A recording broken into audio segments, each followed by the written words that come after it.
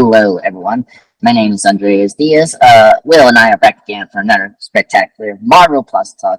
That's right, we're back again to do a two spectacular podcast. Of course, we're back again to do a TV weekly discussion. Of course, Secret Invasion came out last June, so we're gonna discuss the first two episodes and this here Will discussion. I think I'll say like Will opinion on these two episodes because if you want to hear my opinions, I actually had done a Secret Invasion guest spot on another podcast, the MCU Bleeding Edge. You can check that out. I've already done so far the 3 episodes with them. Yeah, very fun. Go ahead and check that if you want to hear more of my in-depth, detailed. That is like we just go from like scene to scene discussion on the episode, which is ridiculous, and it takes us about like an hour to do that. Oh my god, crazy. Yeah. Oh, you gonna say something? Oh, no. So and of course, we mentioned before, the 10th anniversary of the Wolverine. We're going to have a movie discussion as well, so me and Will are going to discuss that, which is fun. I'm kind of happy we're doing that instead of Origins Wolverine to start with. So that's one thing I'm happy about. Is like, oh god, you can start with this set of Origins. Anyway, so Will, how you doing, buddy? How you doing? I'm good. How are you? I'm doing very good. I'm excited for this month for the movies that I just brought up for the podcast. You know, Mission Impossible, Barbie, and Armor looks great. So excited to see them now. Yeah, I know it's an exciting month. Mm-hmm. Very busy summer this year. Yeah, again, which is crazy. Like last June was full of movies. Yeah. And oh my god, it's just crazy. But yeah, so anyway, we're not gonna discuss briefly, like we're not gonna go in depth on the Secret Invasion. Like I just want to hear kind of your opinion on Will on the show right now. So what's your opinion overall with the first 2 episodes? Do you like it? Do you think it's better than the second half of the Disney Plus shows that we had in 2022? Or you're just kind of about the show? Go ahead. Tell me about your opinion on these first 2 episodes. Go ahead. Let's move forward. Yeah, I've just kind of been kind of, like, there's nothing, like, bad about it, I guess. It's just kind of boring. I don't know. It doesn't feel like there's that much going on. I've been enjoying the dialogue, especially episode 2. I thought that was a little more fun than it wasn't like typical Marvel stuff. There's like a little bit more going on there, especially with Olivia Colman, and I think it's largely just her delivery of the lines, but she seems to be having a good time. Right. Yeah, I'm always happy when she's on screen, but then every other time it's like very self-serious, and Okay. I don't know if it's really earned that. Wow. Also, like, I just can't shake the feeling that this shouldn't have been a Disney Plus show. Yes. This should have been like the entirety of Phase 5. So I feel like there are no stakes because they're not gonna make this like short Disney Plus show be essential viewing for everything going forward. So they can't do anything too big. Yeah. I agreed. It was gonna be weird because our next film, right, like, is gonna be the Marvels because Nick is gonna be in that film. So I'm kind of curious how this show is gonna affect him and that movie. It's like, it's very odd to me. Yeah, it is. Yeah, because our next Disney Plus show before the Marvels in October is Loki season 2. That's important. Right. I don't know, like it's really bizarre what we're doing in Secret Invasion now. Makes sense, and I agree with you. Like, this could have been a great Avengers movie. Avengers, It should have been. right? I don't know. Like, I feel like there's more of an emotional impact when, like, the twist is that this character that you've been, like, following for years and years is a scroll, as opposed to, like, Right. I don't, like, new characters that they've just introduced. Yeah. I mean, whole new characters in this role. Mhm. Killing off a character that I like with Taros off screen, which I was very bothered by. And like, it's like, what's the word? Pumping this other character that I like. I mean, Emilio Carr's character I like. But it's kind of like, I wish we saw, Talos' wife dying and like makes sense, Mhm. Yeah. So, yeah. So, okay. So, let me briefly discuss my opinions. I'm gonna tonight. I'm the content creator from the MCU Bleeding Edge. We made a show, a Monday report.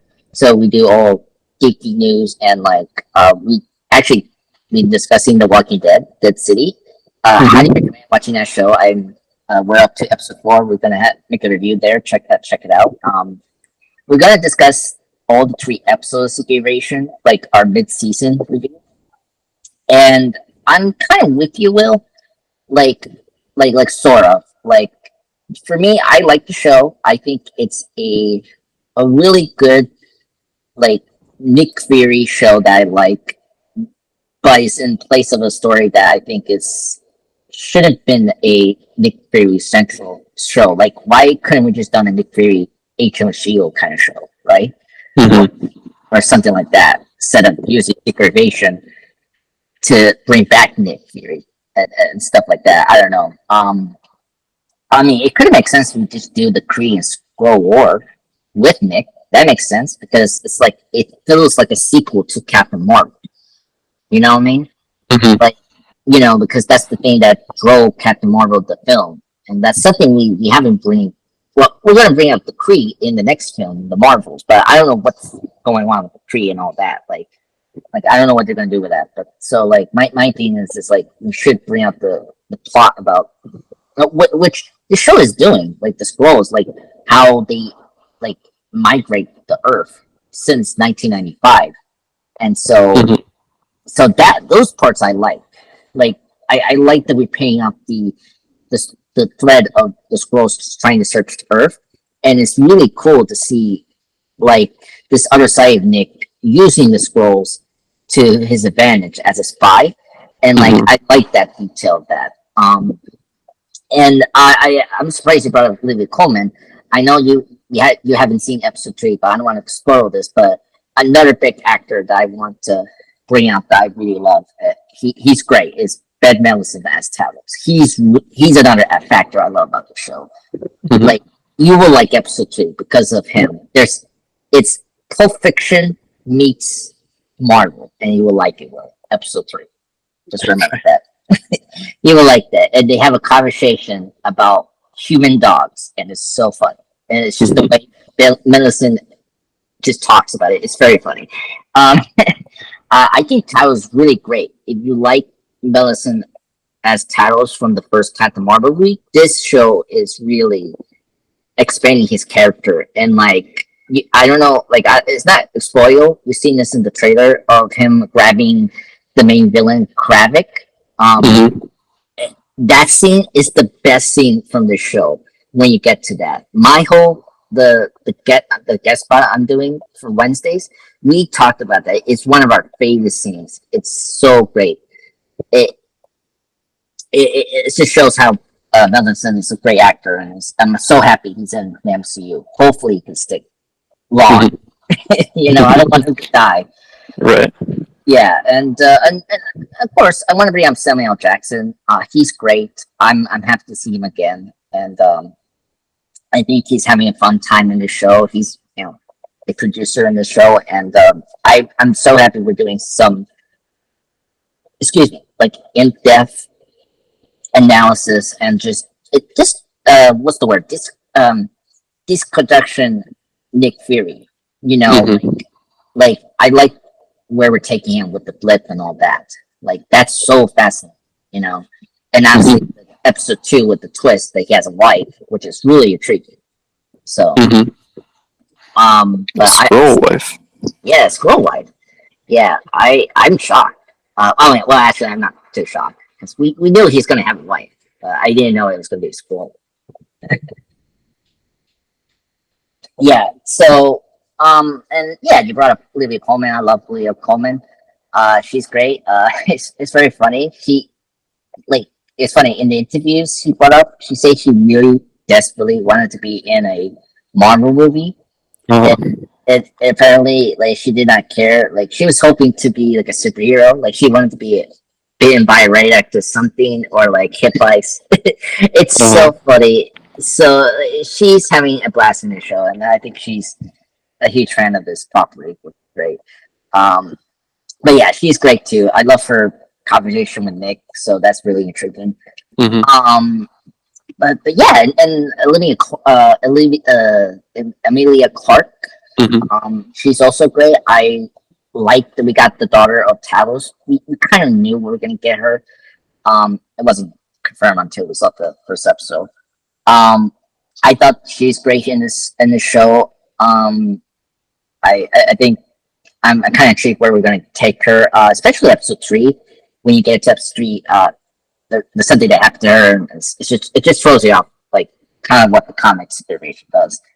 But yeah, and now let me get into cons, right? Like my nitpicks and stuff like that. Mm-hmm. So I so far I think my biggest problem since the first 2 episodes before I saw episode 3 is the main villain, Kravik. I just not emotionally invested on what we're doing with him. Mm-hmm. I don't know if you have that same feeling. I like the actor, Kinsley. That's his name, Ben. Mm-hmm. He's a good actor. He's actually going to be in Barbie next week. One of the Nice. yeah, one of He's the a Ken. yeah. Yeah. But also with another MCU star, Sammy Liu is going to be in that. Mm-hmm. Very, very convenient. I like him. He's one of my he's in the second season of the OA, which is great. Love him in there. I just don't. I get what Kravik is as a villain. I just think he's just a middle kind of villain. I understand what the scrolls are doing. I get the whole political, uh, you know, the survival kind of discussions we do with the scrolls. But with Kravik, it's kind of generic and like I I will say I like his performance more in episode 3, where these Mm-hmm. first 2 episodes I just feel like he's just doing typical bad guy, like talking low, like he's like I don't know, it's just not giving the energy that we usually see with villain performance. I Yeah. don't know if you agree with that, but what do you think so far with the villain? Yeah, I think in the first 2 episodes it's kind of just generic. There's nothing really like stand out about it. But No. yeah, I don't know. It seems like the actor's capable of more than that. So Yeah. sounds like episode 3 is good. Yeah. I'm just being cautious about this. Like, I'm very shocked that this show hasn't dropped yet in episode 3, because that's where a lot of the Disney Plus shows kind of suffer. Mm-hmm. And I'm very shocked that episode 3 we didn't do that in this show. So Yeah, that's I mean, some of the shows dropped in the last episode, so that's we'll see. yeah. I'm being cautious. Yeah, I don't know. It's either 3, 4, 5, or 6. That's like when we do. We're due. right. It's the back half is Yeah. Yeah. So I'm very curious about that. Um. Yeah. I will say I agree with you that I don't like. I think I like this grounded version of Secret Invasion, but I think it is letting down people a little too much. If you read the comic book of Secret Invasion, Mhm. like I do question why we picked this with Nick Fury, you know? Mm-hmm. And I feel like that's maybe the fall of that because it's like we got our first surprise role with Secret Ross Right. in episode 1. Like that was cool. And then right now the big Mephisto theory is like Rhodey's is Skrull, which I think he is a Skrull because the third episode confirms something that I don't know if Rhodey will say that to Nick, like so like when you get to episode 3, well you will know what I'm talking about. If you say something to Nick and that doesn't make sense, then you're in trouble and you're definitely a Skrull. That also happens in Captain Marvel, so that's a big hint there. Mm-hmm. Yeah, and then this is a big one. The death of a major character, Mary Hill. Yeah. That did not work. I don't know. No, didn't work for you. I mean, I appreciate we acknowledge in episode 2, but I'm concerned that they're forgetting it. Mm-hmm. In the moments of these next episodes, I don't know because I don't know where you have I don't know you have discussion with your friends, but like when I'm having discussion with these hosts, like we're kind of concerned if they're forgetting about the death of Marie Hill, and I don't know. Like I mean, first up, I was shocked that they killed off her in the first episode. Yeah. So, what do you think about the death of Marie Hill? Yeah, I thought it was a weird choice. I don't know why you would do that. Like, Kill her? yeah. Like, I don't know. I kept expecting it to be like a fake out. Yeah. Because, like, she's always been by like Fury's side, and I don't know. It's not like I can't imagine it's something like Colby Smulders didn't want to keep doing it because it's not like she's in everything, like, so she's like constantly busy with Marvel stuff and can't do anything else. Yeah. And it's not like she's like, I don't know. Yeah. So, but it also doesn't feel necessary for like a storytelling perspective. Yeah. Because like you said, like it hasn't really affected Nick Fury all that much. It seems. It's so weird how they're doing it. Like, yeah. Okay, like just a little spoil in episode 3. Like, he's with the Skrull wife, his wife, in episode 3, and then he mentions that he's here, and he's doing this job for vengeance, and so that kind to indicate that what he's doing, like, because was it episode 2? Yeah, episode 2, he got fired by the government, and he's like, yeah, I'm fired, but I'm Nick Fury. I'm in. So he's like still like wants to face this because of what Kravik has done right now, killing a friend he knows so many years. So like I guess it's kind of fair. It's just the way Nick approaches and how he talks about it. It's kind of like odd. Yeah. But at the same time, it's like Nick is very close off sometimes with his emotions to people, and it's like sometimes you cannot read his thoughts, So like that's my thing. Yeah, I mean it's just the like I don't know. It was just very like I mean you think they're gonna do maybe Maria Hill to be the Spider Woman in the comic to be able to be Skrull, but they didn't do that. So yeah, I am very curious why they did it. I don't know. It's just really bizarre what they did with that. But yeah, I'm still mixed with that. I don't think it got better, and I think it really like. I don't think it got you hooked to the show if they did that. Like I think that was That was like a big swing they did, and it just did not work. I feel like, Hmm. and it's just distracting all around. Like the important plot points and characterization and character development they're trying to do in the show with these characters, and that's very glaring for me. That Yeah. and I think that's. But I have to wait to see on the next episodes if this really was a bad idea. I cannot say it's a bad idea right now. Hmm. If they're gonna do something later in the show with that. Yeah. So, yeah. Anything else to say about Secret Invasion? What else? We have to bring up. Uh, uh that's really it. I'll say Secret Invasion. No, So, I'm good. ready to move on. All right, there we go. Because we got a big movie to discuss, and it's very fun to discuss this movie because it's very fascinating. Yeah. So I hope you guys enjoyed this, quick review on Secret Invasion. We'll continue reviewing this show like briefly and with the other topics. But right now we're kind of mixed with the show, Secret Invasion. But yeah, it's just so anyway. All right. So anyway, let's get into the Wolverine.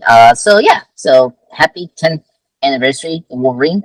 I We watched it yesterday. I was so happy to watch it yesterday. Um, I love this movie. It's at my sixth favorite X-Men film in my ranking. Hmm. And yeah, I can't believe it's 10 years since this movie released, and I don't think no one talks about this. So yeah, so what's your opinion on the Wolverine? Well, I know it was in kind of like in low tier ranking, right, in the X-Men films. Yeah. I don't know. I don't think it's bad, but I also I Mm, don't know. I don't think it's like that great. It's just kind of in the middle. middle, Yeah. yeah. Like, there's nothing I don't like about it, but it didn't do anything to stand out No, for me at least.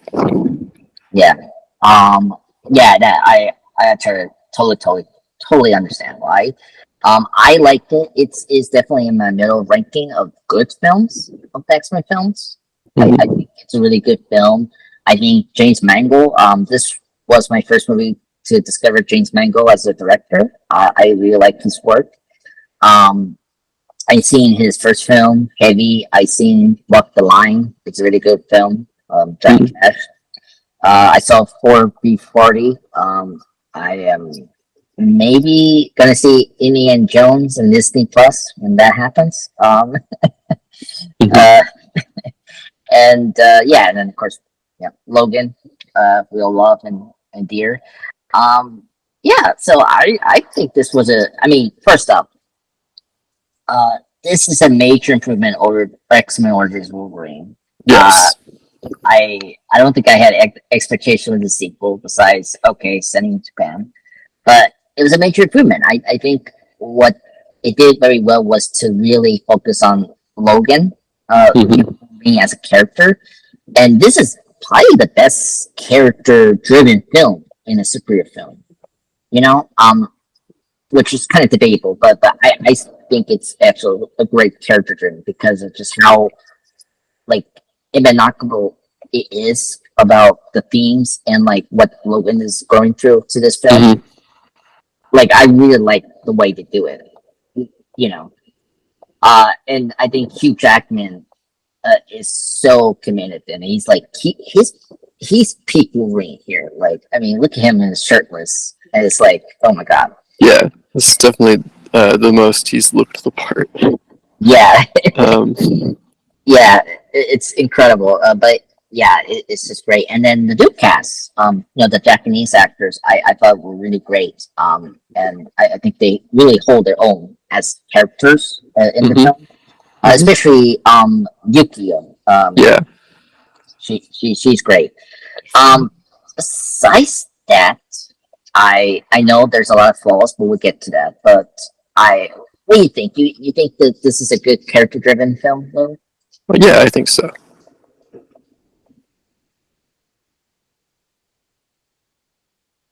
Yeah, no, I think it explores Wolverine and his like just like how the original trilogy affected him, how his past has affected him.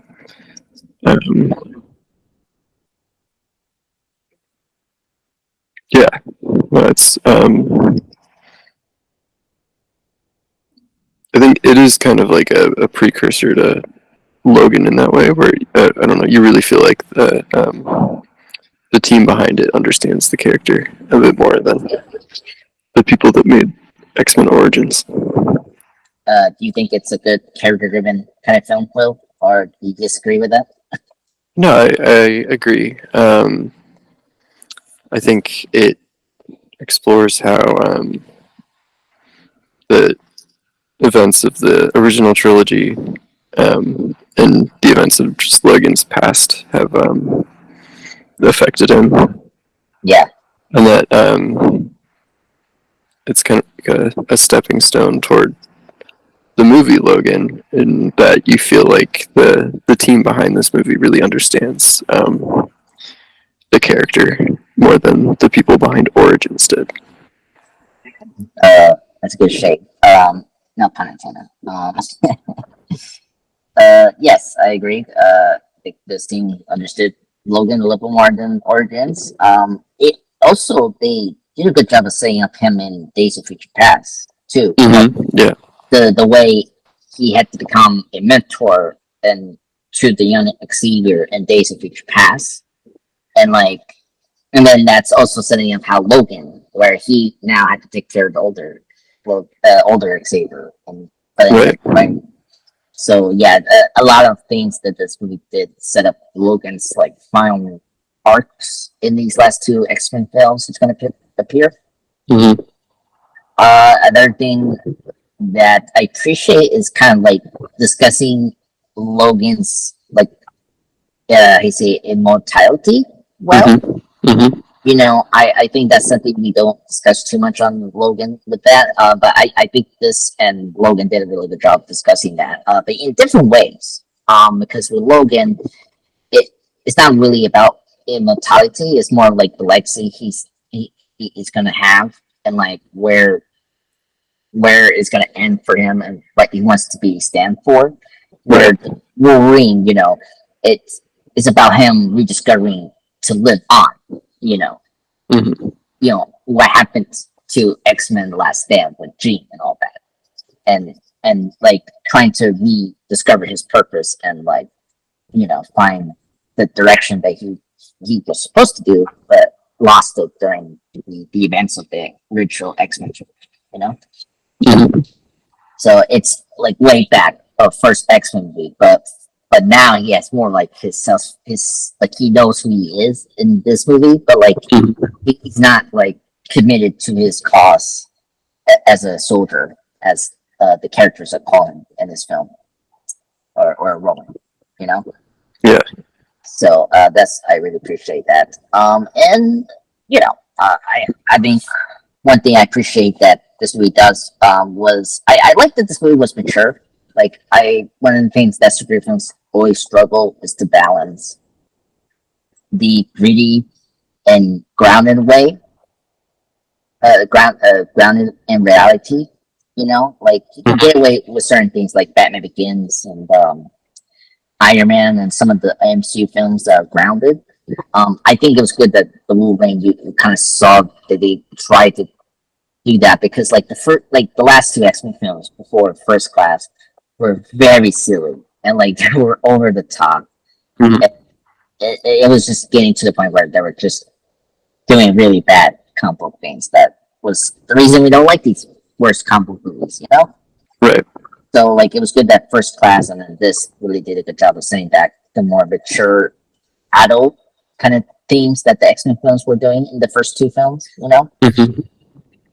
which we'll get into the third act. I know a lot of people have that issue with that, but I don't have that problem with that. I think I will bring in more of the execution of the film. I feel like they were handcuffed with the Creature 13 film in this film. Yeah. It's because fiction. Because I didn't know that there was like a unrated cut of this film. So yeah, Interesting. it's okay. It gives you more of the ninja fight, but Mm-hmm. it doesn't improve the film. But I think the film is Okay. still good. So because in the film you still see blood and the claws in Wolverine Mm-hmm. a couple of Yeah. times, which I'm shocked that they got away with that actually. So when I rewatched this film yesterday, so but yeah, so I think this movie is a well oiled kind of film that understands Logan, but also I like the one thing that they fixed with Origins was not to put too many mutants. That was a big issue with Origins. Mm-hmm. Like I like that we had just a few mutants in this film. With the Viper and Yukio, who's also a mutant. So, but we didn't have too many mutants in this film, which I like. Yeah. So, and I like that we were focused on more mutants, more humans. Sorry, in this film. So, and focusing on family too. That was kind of the intriguing part with this film. But yeah, let's get into Hugh Jackman here as Wolverine. I mentioned before he's top pick here. I like the way he first off, he looks so like unrecognizable with the long hair and beard. Mm-hmm. It was very funny. The comments on the Japanese people were saying to him like he's a caveman, which was funny. Um, and this is my favorite one because I now remember where I got the word violation. It was from this movie when he had to had a haircut and like had to be clean to see Yashia. Mm-hmm. And of course Yuki had to, well, I say Mariko had to tell Yukio to take him first to take a shower and all that to be proper, not be like his shovel caveman look, before to see this old man. So, and then of course when he got all cleaned up, he told Yukio that he felt violated. It was very funny from Logan's way. But getting to that scene, I really like the scene between him and Yashia, like how like right away that scene gives you what the themes and what Logan's gonna face about his immortality. Mm-hmm. Like of course he talks about how you know I say it that Yashia wants to take away his immortality to live like a normal person, and and then I like how Logan is very skeptical. Like it's interesting that he never agreed on that part of like taking away his powers, but at the same time, it's a curse that he has to uphold. So it's kind of cool to see Logan being this very heroic person that he needs to carry this curse. He doesn't want anyone to have this, as he's been doing for so many years. I really appreciate we discussed that, and and the of course when we see the Viper affecting Logan's powers throughout the film, I appreciate we get the moments where he is not used to having to not heal fast, and like you see him slowly becoming more human, Yeah. which is kind of cool.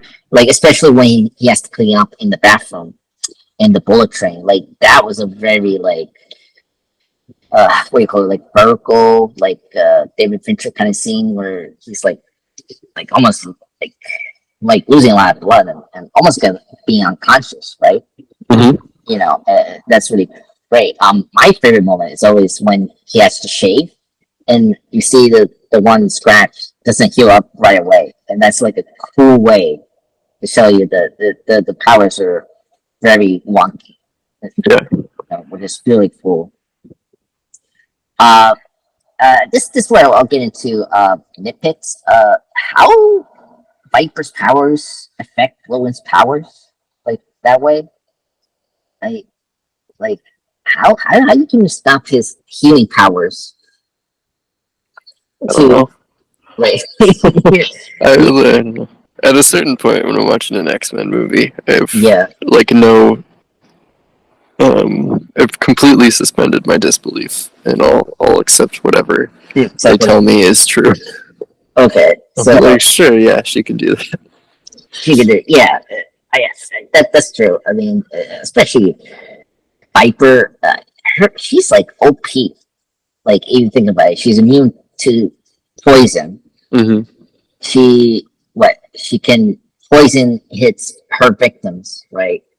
And Mm-hmm. then undoes the poison, as you've seen when she does to Haranada, the former boyfriend of Rupio, the arrow Mm-hmm. hero, where she scratches a little bit of the face and then sprays her poison at him, and then unsprays it on him, and like it's like what kind of power she has? It's just odd. Yeah. So okay, so it's just funny every time I see this movie. It's like power. It's because it how's that like nanotechnology or like that bug machine that was in Logan's body can like affect it as well. That was a weird thing. That was Yeah. movie. So and it was funny that you see it before um you see it again in that scan machine thing, which is cool. We should have that soon in Mm. hospitals. But yeah, then I guess get into characters. Let's get into Yanisha, the grandfather, who's basically the main villain here. Mm-hmm. And one of the things I really like with this film, and we don't see this enough with all superhero films, is a very elaborate villain plan that's like so well machined. Mm-hmm. And corrupting people's groups. It's something you don't see in films, and this is like you see this very well in this film with the grandfather like being so obsessed with Wolverine from the day of the what was the World War II event in this movie was depicting There's the bomb going off in yeah Nagasaki. Nagasaki, right. So Yashia was a soldier from that horrible event that happens. By the way, I really like the again, just like First Class, do like a revise history. Mm-hmm. So it's kind of cool. Um, so I like that, and like I like that we go back and forth to that event, see how Yasha was affected by those events with Wolverine. I That was really great, and the effects there is awesome. The bombing, Yeah. it's Mm-hmm. really effective, especially Logan when he gets hit with all the blasts, and you see Yeah. All the radiation. yeah, oh my god, and then he grows his skin and his hair Mm-hmm. back to what it was. Yeah. And then it's like wow, it's just crazy. But it's a great way to get like hooked back to the character Wolverine right away. Mm-hmm. But I think Yasha is a great villain. I actually like him. I think he's a great X-Men villain. I like his reason to live. He doesn't want to die yet, and he's just taking so many measures to take Wolverine's powers away. And I think he's just crazy. And Yeah. And he's really thought it out, which is yeah, it is a good villain plan. hmm Yeah. yeah. And at the same time, you also got his son. His son's name is escaping me right now. We'll get to that. Shinji, I think. Yes, changing. He's the actor from John Wick Chapter 4. If you see the action scene in Japan, he's that one from this movie. If you've seen John Wick Chapter 4. Yeah, I've only seen the first one, but he's also I'm looking at his Wikipedia right now, and he was the guy that Hawkeye fought in Endgame. Yes, yeah, he's that one. Yeah. Yeah. Yeah, oh my god. I hate that they didn't use him that much in Endgame. That's the same. Mm-hmm. Because he's a good actor, and he's here. He's another antagonist we have to deal with, where um he's trying to stop he's trying to kill his daughter, basically, like kidnap her, because Mm-hmm. in the film we discovered that in the will that the grandfather set up is that she's going to take over the company. Now, that's something I kind of like that we don't get is that was he going to allow that to happen if he got the powers of Logan? You know, so it's kind of funny that he did that. Mm-hmm. I don't know if it was just a ploy to get rid of his son or like just a way to distract people from his actual plan. That's like a cool way to do that.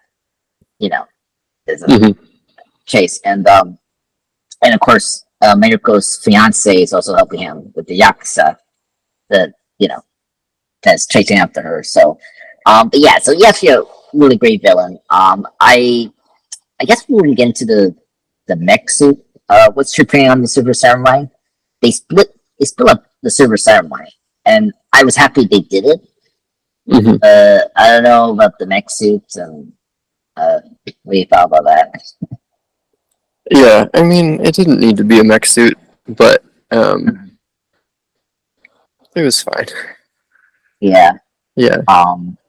Yeah. I guess like making it well, I guess again, it didn't need to be a mech suit, but making it be made out of adamantium was it's a good choice. Yeah. Yeah. Make him more of a foil for Wolverine. Yeah. But Yeah. I mean, it's not like the MCU, where we're really deep, like I like what's like at least I appreciate X-Men films. It's like you got mutants and humans, like at least I'm happy about that. The MCU always has this problem where they have to do the dark image of the hero, right? right. Yeah. I'm glad it wasn't just Sabretooth as the villain for the Wolverine movie. Yeah. Yeah. Yeah. But yeah, exactly. And I like the way they did that. Actually, think about it. Yeah. Like having a human using the thing that makes Wolverine indestructible is like a neat idea. Yeah, like a human that wants the mutant's power. Yeah. And like gets it for himself just through ingenuity. Is a really good again foil for an X-Men hero. Yeah, exactly. And of course, him being older is kind of unique as well. You know, him taking the healing factor is kind of like a good twist of like here's Logan with being not like looking still the same, but excuse me, but he realizes this is a curse where you look at Yachia who lived a very like a I mean he lived like a long life. Think about it, like 1940s through with the World War II. We have like and he built a company of an empire, like Apple basically, as seen in this film. And he's so desperate to live on and keep his legacy going, which is crazy. So it's really sad to see that.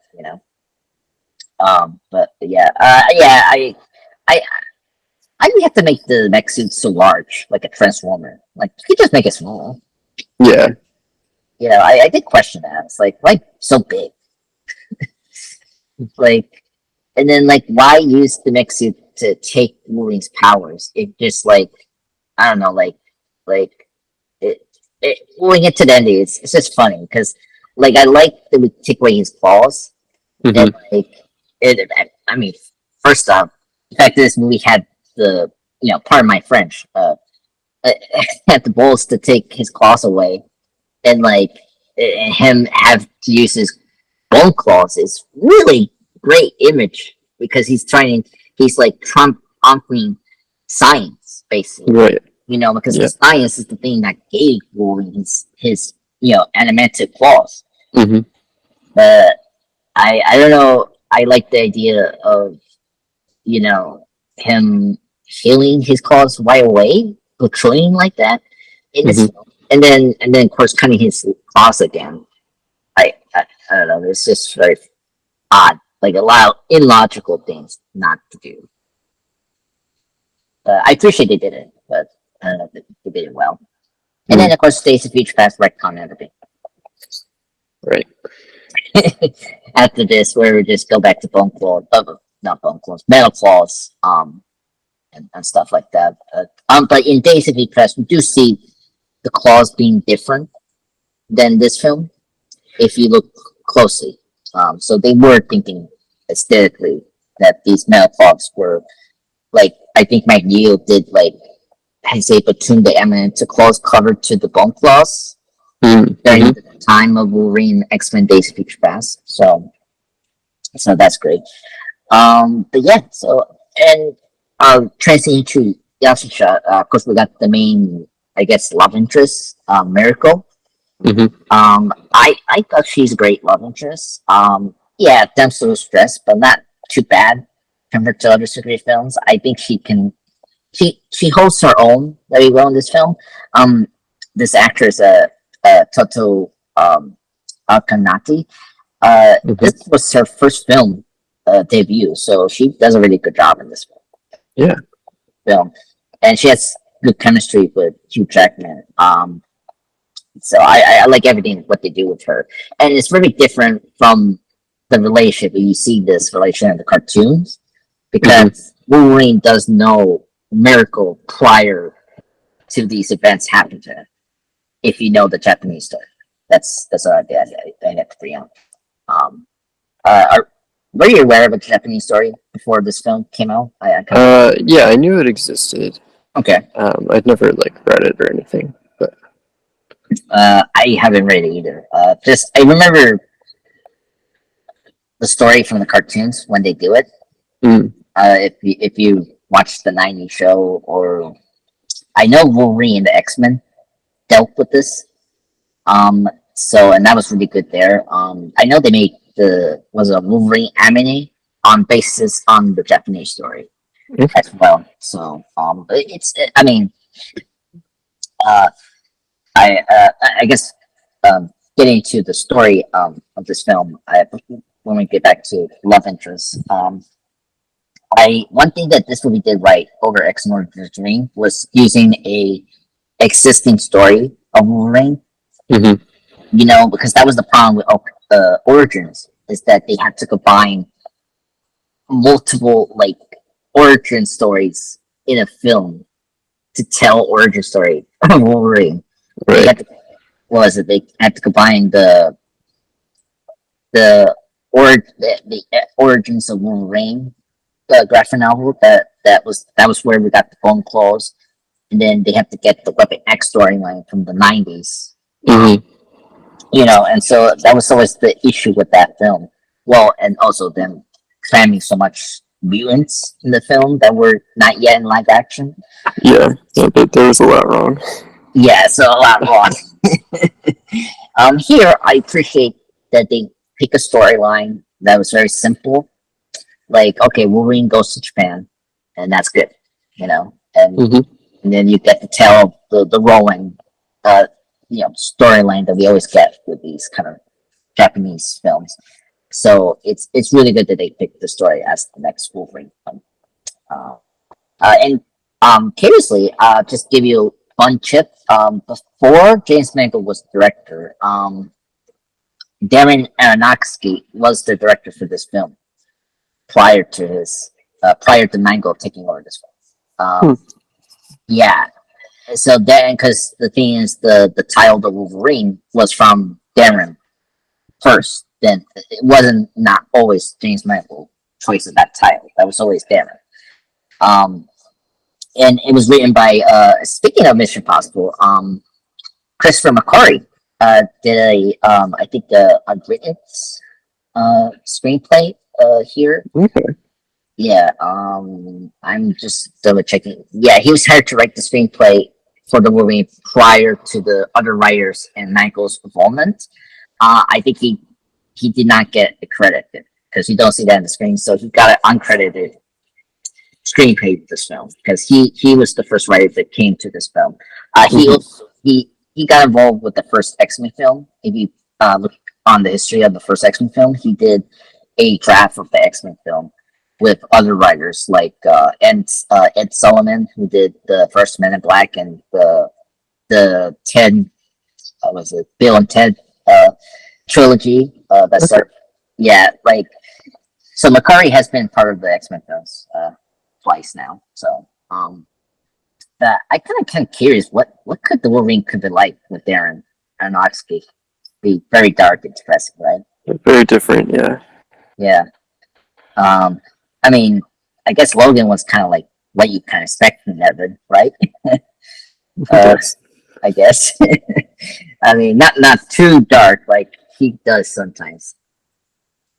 If you've seen his films, like Return for a Mhm. Dream, I seen that. I seen, of course, The Wrestler, Black Swan, Noah. Mhm. Uh, I seen The Whale recently. I don't know if you've seen that film. No, Um, I haven't. yeah, just prepare for that film. It's very Darren film. If you see his other films, it's, Okay. but Brandon Fraser deserved the Oscar, which I was happy about. Yeah. Yeah, I haven't seen The Fountain. That's the one movie I need to see one day. That's where him and Hugh worked for the first time. 2006. So yeah, so Darren was part of this, but he had to leave for family reasons. Also because of the 2012 earthquake that hit that tsunami thing. Mhm. Yeah, back in 2011. So it got pushed back with the production, so he left afterwards. So I had to bring that up. But yeah, so uh, getting back to Miracle, I thought Miracle was a good love interest. I liked that she was proactive. She was better than the other love interest, Silver Fox in Origins. Mhm. It wasn't convoluted. You know what I mean? Mhm. Yeah, like Silver Fox wasn't this double agent that was tricking Wolverine to take the Weapon X program and all that. You know, like I like that.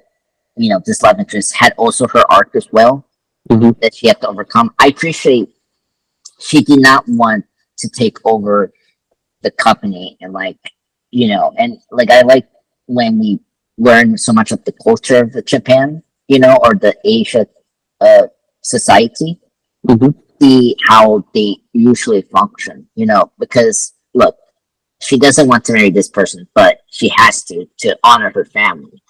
If not, she's going to disgrace them if she doesn't. Mhm. So I like that we brought that up, and she can handle herself and fighting. Like every time we see her getting grabbed by the you know yakuza's or the Black Clan that helps her family over the century, she always good at using knives. So that's kind of cool. Even paying attention, she grabs a knife and does the John Wick kind of fight knives kind of thing. So Mhm. so I do like that. And I like how towards the end of the film, she takes over the company, feeling more confident after the experience. I like how I pay attention to her speech. Like she understands that corporation is about making profits, but with the Yashia company, she wants to take the company to also help the community, and I like that. That's where we're left off with her, which is kind of cool. Mhm. Yeah. Anything else with the love interest? I think we can get into her stepsister slash friend, Yukio, I guess. Now this one I was my favorite part of this movie was Yukio. Great side character. I think Mhm. we get into the parallels to Logan. Like Yukio is basically what X-23 is going to be for Logan in the Right. next, like the bodyguard, the friend, Mhm. the one that well, not to protect Logan. She does it here where Logan has to do that with uh, Laura, right? Mhm. The X-23 in the next film. Yeah. So I don't know, that was convenient, but it was kind of fascinating to see those parallels to her and X-23. And I thought the actress here was really great. I liked Yukio. When it first introduced her, it was really funny. It went sore and all that in the bar. Mhm. Um, it was really great. And then of course her repeating that she's a bodyguard for Logan. I always crack that up every time.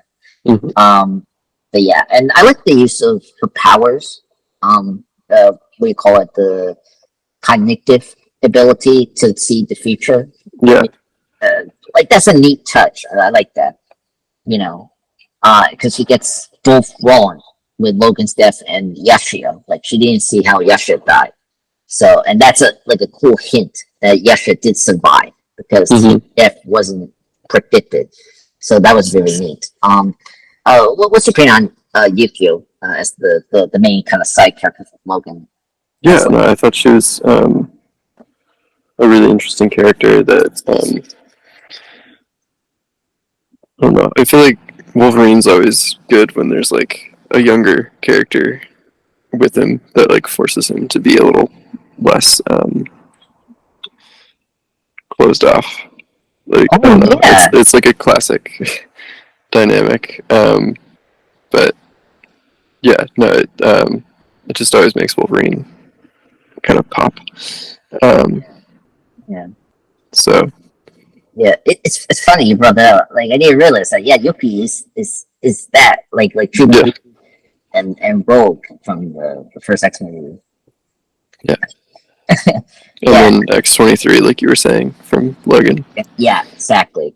Yeah, I don't think Origins Wolverine didn't do that, right? Like, no. So it's very funny that the worst movie didn't do that, and that shows you how bad it is. But no, it's not happening all the time. Wolverine, like Days of Future Past, he was right there with Beast and Professor X, so it's always a comic thing with because because you see like his potential father figure kind of way for him. Yeah. Which you do see in Days of Future Past, like a son parenting his parent again, like through what he faced with the older Xavier, Yeah.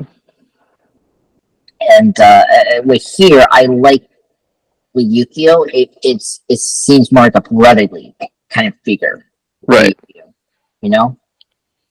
Because I like how he.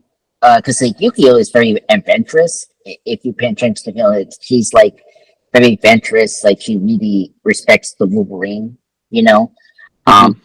The superhero in this universe, and like I like how the adventures that she has with Logan influence her to move on from Miracle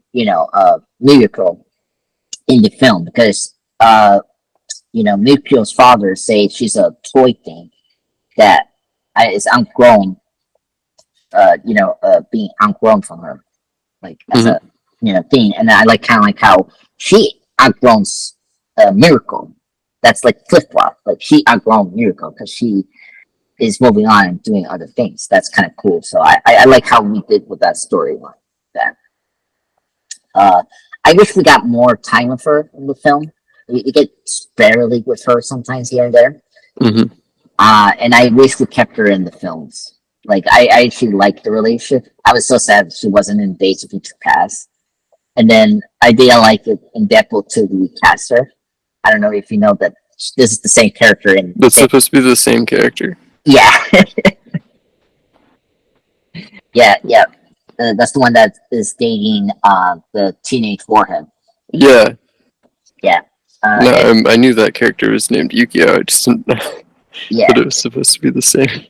Yeah, I mean, different powers. So that's the thing. Is funny. Yeah, it might just be like I don't know. Deadpool's like questionably in the X-Men, like canon. Yeah. So. I know. I mean, I could take Deadpool seriously than the actual X-Men timeline. I just find it funny we got two sets of vehicles in the franchise. That's just like boggles my mind with that. She is coming back in Deadpool 3, so I'm happy about that. Oh, she is? Yep. A whole lot of characters from the five. Yeah. I saw right before we hopped on this, I saw that they released a new photo from the set. Oh yes, the Wolverine scene. Yeah. Oh my god. I cannot believe in my life we're going to see that for real. And that's going to be my happiest moments in my life as a comic book fan, as a X-Men film, it's like, oh, I want to see that. Oh my! But funny enough, we're supposed to see it in this film. I don't know if you know that. So Yeah, I remember seeing yep. like photos of it. Yes, we'll get to that. It's very funny. I we'll get to that because I think it could make the film more memorable for some people. Mm-hmm. And its placement makes sense in the film if you understand it. But yeah, it's crazy that they deleted that scene. We'll get into that. What else? I guess get into the other villains. I guess get into Dr. Viper, or Dr. Green, whatever you call her. Mm-hmm. What do you thought about her? I, she's pretty good. I think she's over campy. Yeah. I In a movie that wasn't as she felt campier than the movie she was in. yeah. Um, I laugh at the line when she goes like when the ninjas take over, trying to recapture Mikio to go to the north set, and she explains that she's like a chemist, analyst, capitalist, capitalist person, and then she say the Viper, and then she does her poison tongue at the pin and affects Miruko's father, and it's like, okay. And then she wears so many costumes as well. It's funny, like she wears like a green suit first and it's hilarious. Oh, it was in the trailer. It was funny. What I mean, they've been very cuff with the PG-13. Her shaking like a snake, like the snakes shade their skins. Mm-hmm. It's so bizarre and creepy. It feels like a totally different movie. Now, Yeah. if it was a rated R movie like Logan, the third film, it makes sense. It's like, okay, you're mature, you're aiming for adults. Okay, here it's like kind of bizarre. It's like, and I question what kind of mutant she is. Like, you're telling me you're a mutant. Like, do snakes are immune to poisons? Like, I'm trying to figure out this. I'm sorry. like what is her power sets? It's kind of vague. Yeah, but yeah. I don't know. It's just really, like, she's so OP. I say before, when you have an OP character, it gets a little too suspicious for me. I get why Mango kind of have her, because she's like the amatorialistic character we have in the film, where she embraces her amatorialistic, like compared to Logan in the film. Logan doesn't embrace his amatorialistic towards the end of the film for good reasons. Try to save Miracle, right? And I think you look at Viper, she fits very well thematically, but I don't think she's performed as good, and that's where I had found with this character overall in this film. You know what I mean? Yeah. So, but the flip side is, I like the other character that I think makes more sense and has a good arc, is Miracle's friend, Harada, the former lover of the Black Clan. I really like this character. This one, Harada is the main super samurai. They separate in this film. So, just briefly, the super samurai is a mutant from the comics and then the cartoons and all that. So they changed this up to be, separate characters. So I'm fine with that, And so I thought Harada was a really great character. I like the actor as well. And I think Harada is the opposite of Logan, where he has a purpose, but he's in the wrong side of it. And so just like Logan trying to redeem himself, what he did to Jean, he's trying to honor the Yasha family, not knowing that Yasha is alive, and I don't think he knows Yasha's alive, right? Right.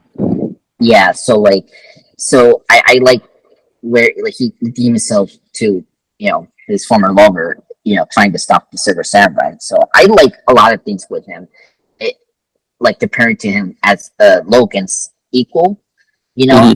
as a soldier in a ruin as well, serving a purpose, over Logan where he's lost and he doesn't have a purpose yet towards the end of the film. I think he works well compared to Viper. So he's the best thing of this film for me in a very character driven way. But yeah. So any thoughts with Harada? Just briefly. Yeah, I mean, I think you covered it, but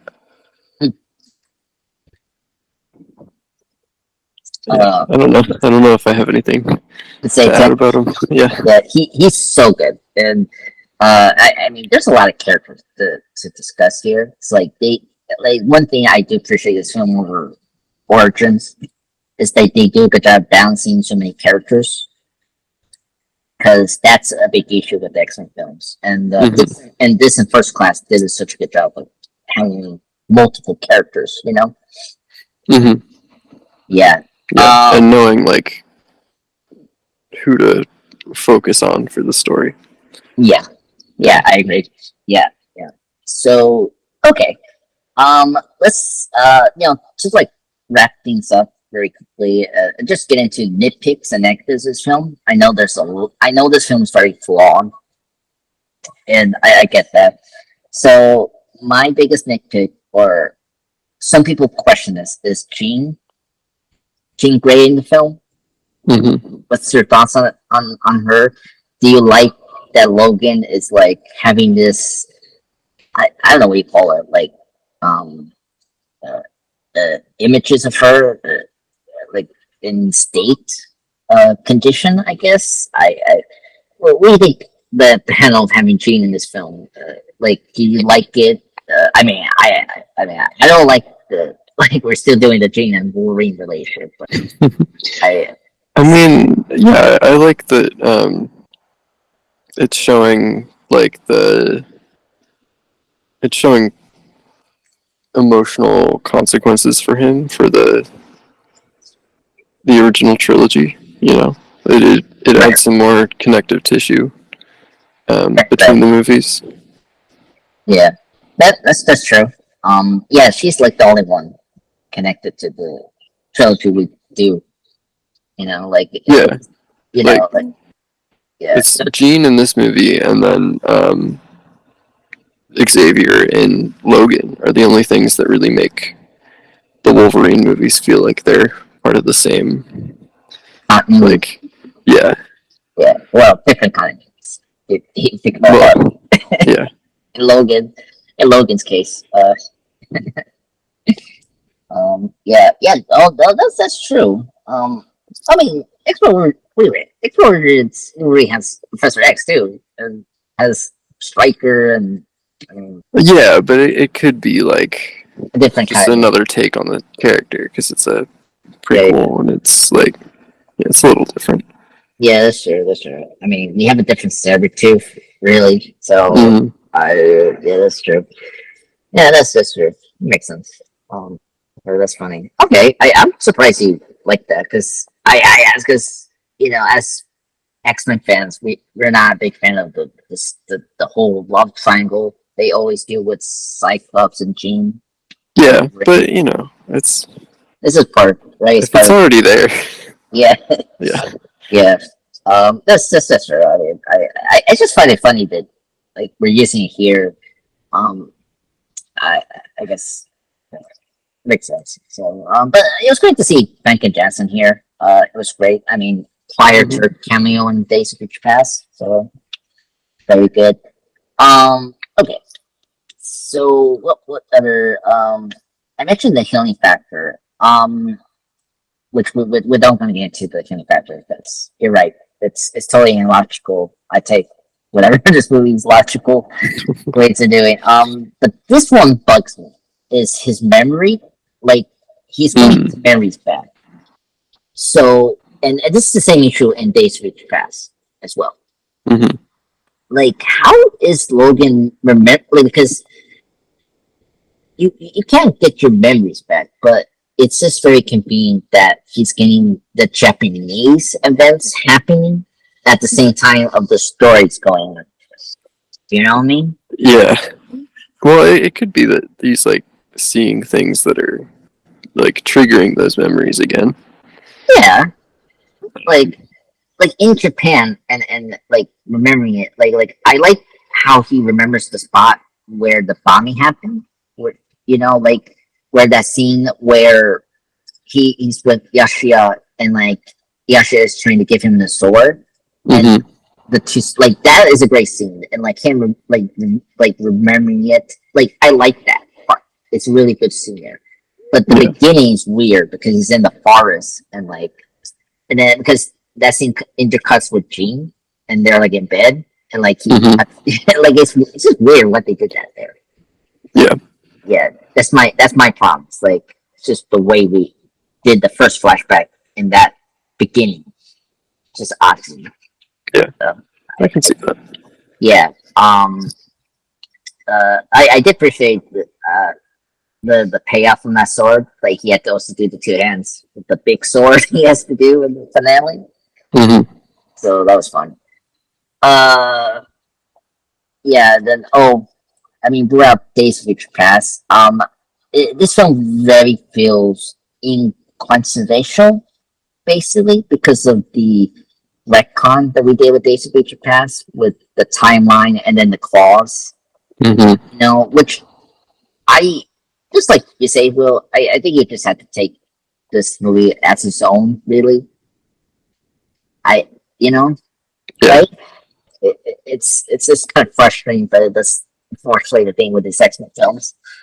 You know, the claws, getting the claws, counting out the claws. I was shocked we did that. I know we brought up earlier, but what's your opinion on that briefly before these movies retcon that? Like, were you surprised they did it, and like, seeing the bone claws again? Yeah, I was. Oh my god. But um, I don't know. Like I remember when it came out, like you knew that the next time Wolverine showed up, he was gonna have his claws back. Like I don't know. It didn't feel like it had lasting effects. No. But it did feel like um, the impact, like on the movie itself, as like a standalone thing, was good. Yeah, and um, if it's thematically in the film, Yeah, exactly. as I said before, it's like Wolverine is like over. He's like triumphing over science. Mm-hmm. So it fits well with the trying to do the story, but it doesn't make sense afterwards with the constant movies we get Wolverine, especially Logan. It's like you get his cost there. It's funny. You wanted to say like we got the bone, like we get both that and the bone claws in the next one. It's Mm-hmm. funny for me. It's like he used the majority in X-Men Days of Future Past, the bone claws, and it's funny. It's like we barely use his metal claws in that film, and here we use his metal claws here more often. So it's very funny. I crack up every time. Like I see this film with the claws cut off. It's like so dramatic. Like Mm-hmm. it's like and, like it's so like, and then it's like when you get to the next movie, it's like his metal claws is back, but then we see his bone claws again, but in a different time. It's Mm-hmm. oh my god. And then of course when you get to the next like Wolverine movie, it's like oh wow. So it's so funny. Just the wacky, just the wacky creative control of these films with the continuity and like the story points that they did that so dramatically, but it gets undercut. It's just so frustrating but hilarious at the same time. Yeah. Yeah. Okay. Another major one. Is the whole like I I I I mentioned. I think it's also the tone of the film. Mm-hmm. I I think everyone I think there was a misconception of this film because the way the posters did, like you saw this kind of dark and stylized kind of Japanese like samurai kind of feeling that you're expecting. But overall, this film is a really grounded and like character driven film, and that's not the kind of film that you were expecting from the marketing of that. I feel like, Mhm. and that's where a lot of people has the issue with the third act, where we get this like Transformers mega like sword in your third act is just very drawing to me, and I think that's the fault of the PG-13 kind of film. This film is struggling, you know, Mhm. because every time you see Logan getting hit, sees a lot of blood, and then like the claws having blood, like they're trying to do like a very dark and gritty like Western samurai kind of film here, but they can't. And that's why like you got Logan, a Western as well kind of film, much better because it's on cop and all that. And I think that's always the issue with this film is the PG-13 is like holding it back in some areas, right? Mhm. Like if you like the scene where he has to get that like virus out of it could have been very gory. It was very hard, right? Like Right. could have been dark and grim, you know. So yeah, uh, yeah, and then it's also the ending as well, kind of unmemorable. Like, and this is where the costume was supposed to be in the airplane. Mhm. So, um, initially, uh, Yukio, when she just comes into the airplane with Logan, she's the one that gives her the suitcase. So it's a suitcase she brings to him, and then you can see the deleted scene. It's on YouTube. And Logan opens it up, and there's the costume, the Wolverine costume from the comics. Mhm. And it makes sense in the film because he now is a soldier, and like the costume kind of symbolizes his like Rowan like samurai kind of suit, you Mhm. know. And so it makes sense to leave it like that. And that could have been a great, memorable ending to the Wolverine. Um, but I do also agree with James Mangold that Logan is not a hero. Like the X-Men films are not like it's not your MCU typical movie universe of people dressing up. You know what I mean?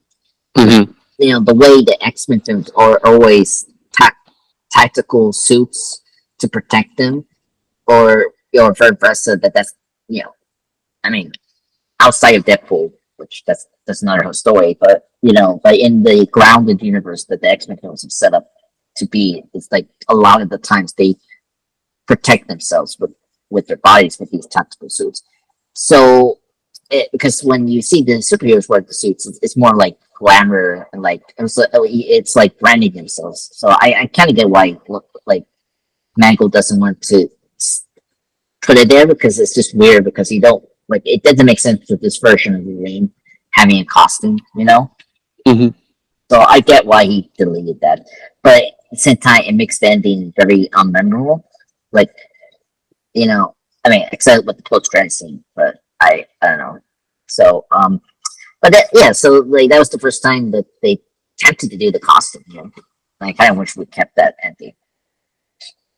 But anyway, it doesn't matter anymore because we kind of outdate ourselves because he brought out the costume in Deadpool 3. So, Yeah. so we're gonna get it anyway. So I'm happy with that. So Mhm. so I just want to remind people that it was first attempt here, and it's just unfortunately this didn't make sense. I think story wise and characteristic wise with Wolverine that we have in this film. Because that version that he was going to play in Deadpool 3 is going to be different. I heard, so it makes sense. Mhm. So yeah, but okay, so just any nitpicks and because we have to bring out well. Do you have that you were thinking about when you were watching this film? Uh, not, not really. I don't know. Like Okay. it's like I said before. There's nothing that I like don't like about this movie. Mm-hmm. Yeah. But it's not. It's more like it's not that exciting. No. Like it's my criticism isn't that anything is wrong. It's just that there isn't anything that's like stand out. Oh, I disagree. There's one thing. Is the bullet train fight. That okay, yeah, I will give you the bullet train fight. We should talk about that. Like that one's a really great one. I mean, it's Yeah. no Spider-Man 2 train fight, Right. but I just love that scene. Like it's just a cool like action scene. Like just in the Japanese way. It's a good set piece. Yeah, it's just so funny. But also high stake because of Logan's healing is not functioning right at that time. Yeah. And and then like trying to avoid the signs that which oh my god, that could be a nightmare if I ever do that. No. So yeah, I think that's a great action scene. Yeah, I agree. I will give you that one. Yeah, I just wanted to bring that up because like that one, I feel like if we have maybe it could have been cool to see ninjas in the boat train, like and to see Logan's like oh my god, that could have been fun. But yeah, I do agree with you. There's no like outstanding sequence. Like even the bullet train scene I brought up, there's not enough. I feel like like the fight with the father, Hara, the grandfather's son to Wolverine in the house. It's cool.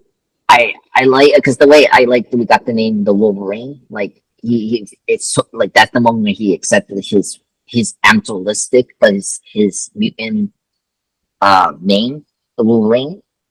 It's a great scene, but it could have done maybe more like spectacle. I think in that scene, and then him arriving the factory, the north, with Harada and him waiting for Wolverine to be there and like all the ninjas. And, because I like the scene when they trying to stop him with the arrows and like he's being like crucified a little bit. It's a good scene, but it could have been much longer, As I brought up, the unrated cut has more of the ninja scenes in the third act. So we'll see. Yeah. I agree. That's where Logan kind of beats this film. Like at least there's a lot of moments I remember Logan for this scenes. So yeah. Oh man. But yeah. Wolverine. 10 years. I'm happy we got this film. It's better than Origins Wolverine. I'm happy that we start this than Origins Wolverine. I kind of curious if we do it.